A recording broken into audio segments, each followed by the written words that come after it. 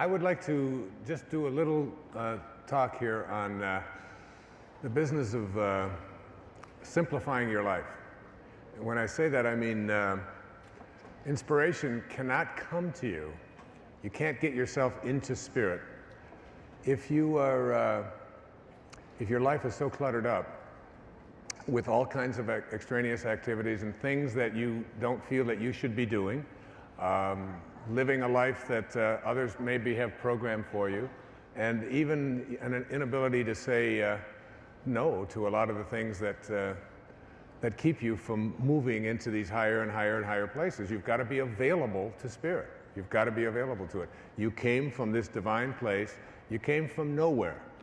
Nowhere. N-O-W-H-E-R-E. Nowhere. You showed up in now here. N-O-W-H-E-R-E.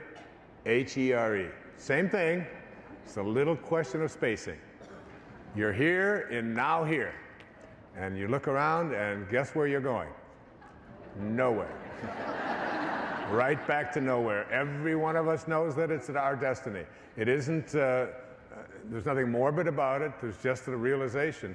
We are spiritual beings having human experiences. And as a spiritual being, we are in a place in which we don't have to be consumed with what we have and what we do and what other people think of us and all of those things that constitute this thing that we call the ego. So I have a 12-step program for returning to simplicity. I always liked the line that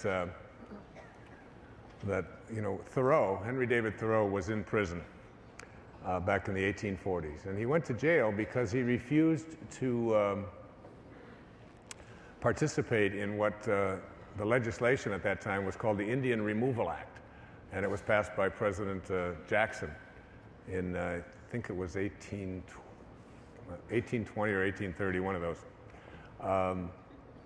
And he just said that anybody who participates in this kind of activity is just as guilty as the people who signed this kind of legislation. So he wrote an essay on the necessity of civil disobedience, and went to Walden Pond. And when he was at prison, it is told, I don't know if it's true, if it's an apocryphal story, but it's been told that his neighbor, who was his teacher as well, was Emerson.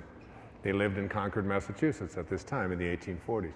And Emerson, Ralph Emerson, a minister, a teacher, a spiritual man, came to the prison and said to him, Henry, what are you doing in there? And he supposedly responded, what are you doing out there? And he said, I refuse to pay my bail. And Emerson paid his bail, and he went to Walden, and he wrote at Walden Pond. It's an American classic, in which he wrote, simplify, simplify, simplify. To which Emerson supposedly responded, I think one simplify would have sufficed. I love that story.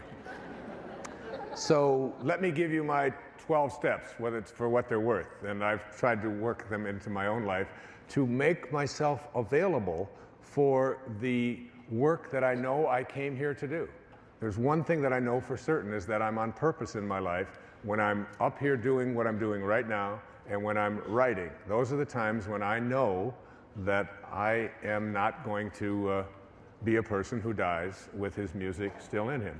I have played the music that I came here to play. And one of the reasons that I am able to play the music that I came here to play is because I have been fiercely adamant about not allowing interventions, not allowing things to keep me from doing what it is that I'm here doing. And that means the negative opinions of others. That means keeping myself from having to be on endless numbers of committees. That means not being able to say no when people ask me to do things that I know. I've always also believed in encouraging others in my family and so on to find their own way. So the first thing, I call it uncluttering your life. All right? And I want to tell you a true story. Just 7 months ago, I had an office in near my home in Florida, and it contained somewhere between 20 and 25,000 books that I had accumulated over the past 30 years, literally. I mean, it was ceiling to floor. Every wall was just bookcases covered and covered and covered with all of these books that people had sent me, that I had bought, that I had used. Some of them were mine, some were...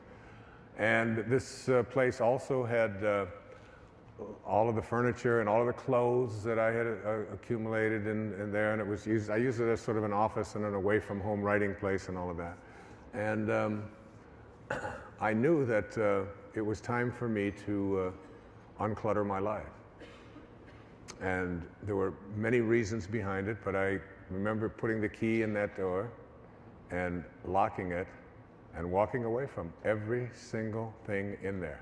All my clothes, all my books, all the records that were in there, all the furniture, all the things on the walls, whatever it was, I turned it over to my secretary and I said, do whatever you have to do with it. Save what you think might be worth saving. And I left it. And it was one of the most important, singularly significant things that I did in my life, because it was symbolic of opening myself up to living the life that I know I'm destined to live and creating the work that I'm destined to create. So uncluttering your life really means, look, here's my suggestion. If you haven't worn it in a year, get rid of it. 1 year, literally. If you haven't worn it in a year, you don't need it, all right?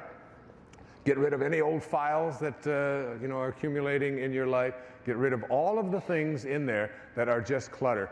And use it as a symbol of opening yourself up to spirit, so that when you do get these inclinations, when you do get these impulses, when God speaks to you, that you're not someone who's so busy being tied down to doing all of these other extraneous details that you don't hear it. You know, the old proverb that says, when the student is ready, the teacher will appear. Well, being ready really means not being so tied down with things that take you away from what it is that you want to be.